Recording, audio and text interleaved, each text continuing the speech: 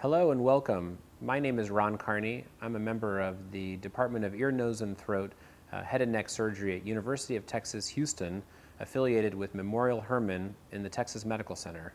I would like to welcome all of you online to today's conversation, specifically about head and neck cancers of the unknown primary. Head and neck cancers are much more common now than they were 30 years ago, and this is primarily related to a rise in the incidence of HPV-related head and neck cancers. What is HPV? HPV is a sexually transmitted illness that has been associated with the rise in head and neck cancers, and specifically cancers of the throat, in the last 15 to 20 years. HPV is something that all of us were exposed to when we were young, and in a very poorly understood process causes cancer in the throat sometimes 20, 30, or 40 years later. HPV-related cancers of the throat are much more common now, and in fact, this year, 2015, is an important year because head and neck cancers are rising in incidence so quickly that they have overcome the number of cervical cancers common in women this year. And the epidemic, we suspect, will continue to rise. These types of tumors are very interesting and unique, and my specialty is in the care of these patients, and so I want to spend a few minutes talking about a unique situation called the unknown primary. These tumors tend to start in a small spot in the back of the tongue or tonsil. This area is called the oropharynx, or the throat part behind the mouth. Again, this area is the tonsil and the base of tongue, which is the part of the tongue that's very far back beyond your ability to see when you look in someone's mouth. This area is unique because it has both lymphatic tissue, part of the immune system, as well as structures that are important primarily for swallowing. And it is in this area that we now see so many more tumors than we did in the past. These patients are often non-smokers, and they come from all walks of life. There's really no risk factor for these patients, and they typically will be somewhere between the ages of 35 and 65. This tumor affects men and women and all races in a very similar manner. Once these patients develop a tumor, unfortunately, in the back of their throat, what is unique is they often don't know it. These tumors often cause a very small tumor in the throat that is difficult to see and difficult to feel. The patients won't know they have these cancers until the cancer has spread to their neck lymph node. And this explains the phenomenon in which 80% of patients who have oropharynx cancer, indeed this type of cancer associated with HPV, by the time they come to the attention of a doctor, already have lymph nodes in the neck that are associated with cancer. In some situations, the neck lymph node is the only thing abnormal on the patient, and the physician will look in their throat and ask questions about sore throat and change in voice and change in swallow, and the patient will deny all of them. And in this situation, we come to what we call an unknown primary, or an occult or hidden primary, where we know that the cancer in the neck likely started from some place in the mouth or throat or lining, but we just can't see it. And it's important to understand this because as there's been a rise in HPV-related cancers in the United States and in the Western world, there's also been an increase in these unknown primaries. And it's important, if you know somebody who has this unfortunate diagnosis, that they get the preferred or adequate treatment for the situation. Primarily, the take-home message today is this. If you have an unknown primary, identifying the tumor in the back of the throat, even if it's small, has a very specific survival advantage, and it also has a specific advantage as it relates to side effects of treatment. I'll say that a little differently.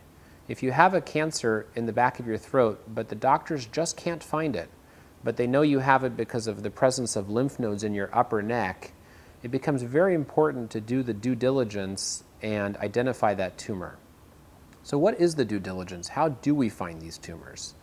Well, we've known for some time now that a thorough exam of the throat performed by an ear, nose, and throat doctor is the first step. And the second step is an office flexible laryngoscopy, or a flexible scope, often passed through the nose to look at the back of the tongue and certain regions of the tonsil. It's also a recommendation of the NCCN, our governing body relating to guidelines in cancer, that patients go to the operating room for a more thorough examination, which includes feeling with the surgeon's fingers and examining very closely and biopsying any irregular areas in the throat. But before that's done, it's important also to get some x-rays. And I would identify to the audience on the internet that while CT scans are a very important part of staging head and neck cancers, PET scans in this situation have a unique advantage in helping identify very small hidden tumors of the throat. However, some patients will get a PET scan and or a CT scan and a thorough evaluation in the operating room, and the tumor will still not be identified.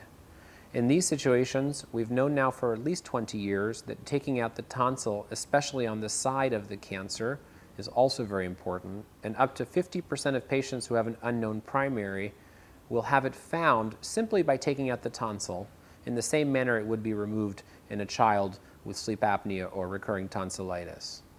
And so in this regard, taking out the tonsil is very important, and it's been part of our guidelines for a long time. I would like to draw your attention, however, to something new in our guidelines, something that's been developing in our literature for the last 7 or 8 years, something that we've published on here several times at our head and neck cancer group and others across the United States, which is the importance of robotic surgery in these patients. Robotic surgery gives us the opportunity to pass a scope and really look at these areas with a new vantage point that we didn't have until now. It also lets us manipulate instruments in this area, and I'm very proud to say that our guidelines now have in it a recommendation for patients who have an unknown primary to not just have the tonsil removed, but also have the lining of that side of the base of tongue also removed and systematically examined by a pathologist. The reason for this is simple. If the tumor is identified in the back of your tongue or tonsil, you immediately convert from an unknown primary to a known primary. This opens the opportunity for more directed radiation instead of just pan-mucosal radiation or radiation applied to all the lining. Radiation focused to one area is not just more advantageous in terms of the ability to kill the tumor in that area, but it's also advantageous in eliminating the unnecessary radiation of other parts.